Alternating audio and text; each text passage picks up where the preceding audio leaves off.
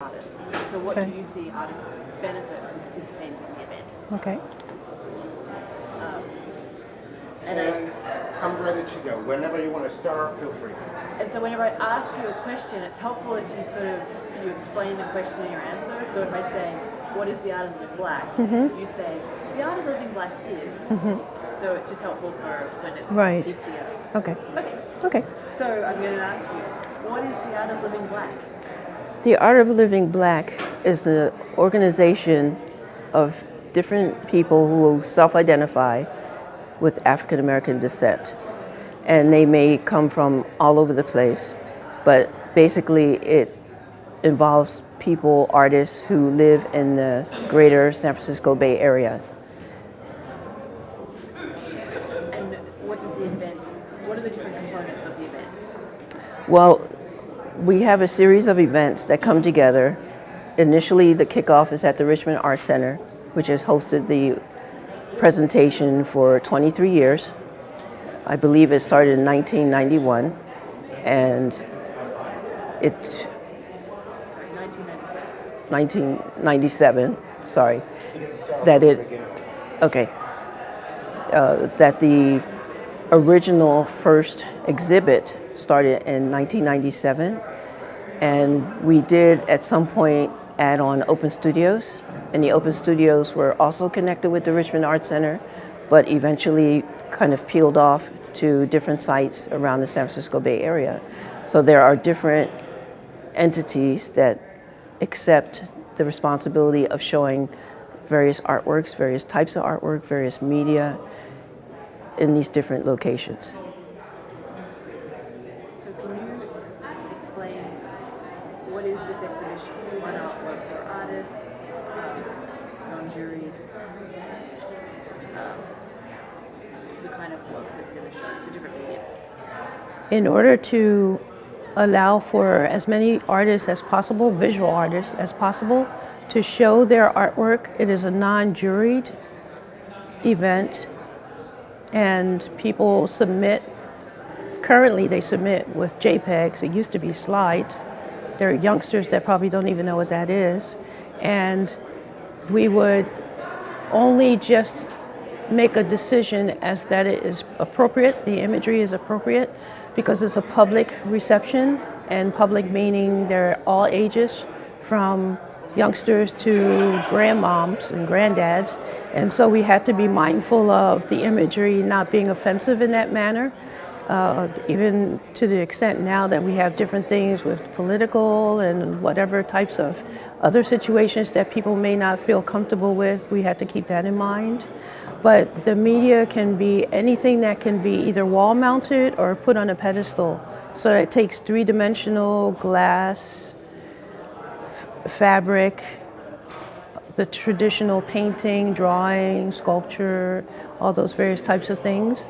And then it's usually about a month and a half long of an exhibit, and then the exhibit kicks off the various satellite sites within the Bay Area.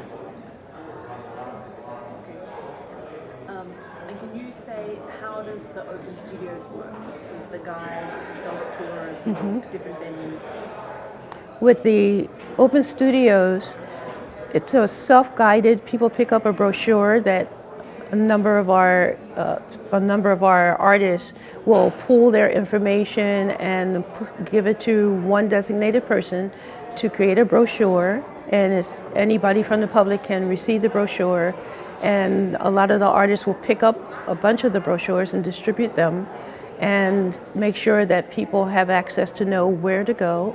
And the open studio sites themselves can decide what they want to present to the public, whether they're going to include entertainment or offer little nosh or something just to ease people and have them feel comfortable in going into a place and looking at the artwork and hopefully purchasing to add to their collection of art, supporting local artists.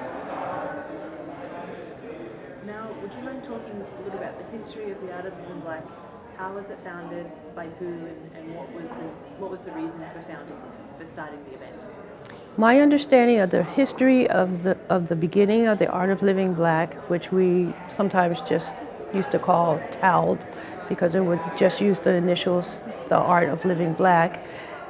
There were two women who initially got together. They were both friends, and it turns out that Jan Hartshire was the person who spent most of the time developing the idea of having a event, an art exhibit with subsequent satellite shows that would highlight artists of African descent.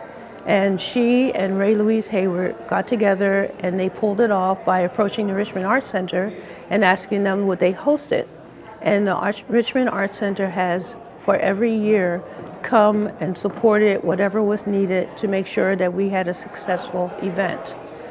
Those two women, unfortunately, have both passed, and the sister of one of the husbands was also involved, Melba, and then Stephen and Henry, the two husbands, took up the reins, picked up the baton, continued with their energies and support, and pulled it off to make sure that we got to the point where we are today. And then you say, what is the steering committee? Okay, this last year there was a need for a steering committee to be formed to make sure that we were able to capture more of the artists that we knew had interest in showing their artwork, but didn't know exactly how that could come about.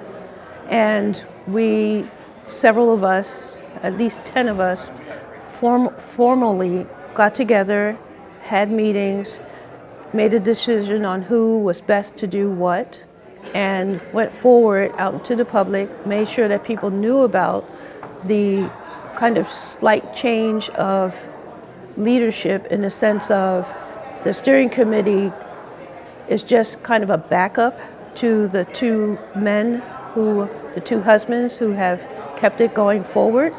And we just wanted to make sure that we could pull off as much of interest and involvement as possible. And I think we were successful because we brought in younger people, which was definitely what we want to do as passing the baton on to make sure that the Art of Living Black continues. My last question is, can you talk about how artists benefit from participating in the show? How do you support different artists? Well, different ones of us who want to make sure that we support artists so that they can continue to show their work. Some of us, like for instance myself, will take it under our wing to mentor some of the younger people, and in some cases just some of the older artists as well, just to make sure that they understand that it's important. It's a legacy for us who have stayed with the organization for 23 years. And when I say organization, that's a loose word for we're together. It's not an official like a 501(c)(3) or any formal organization.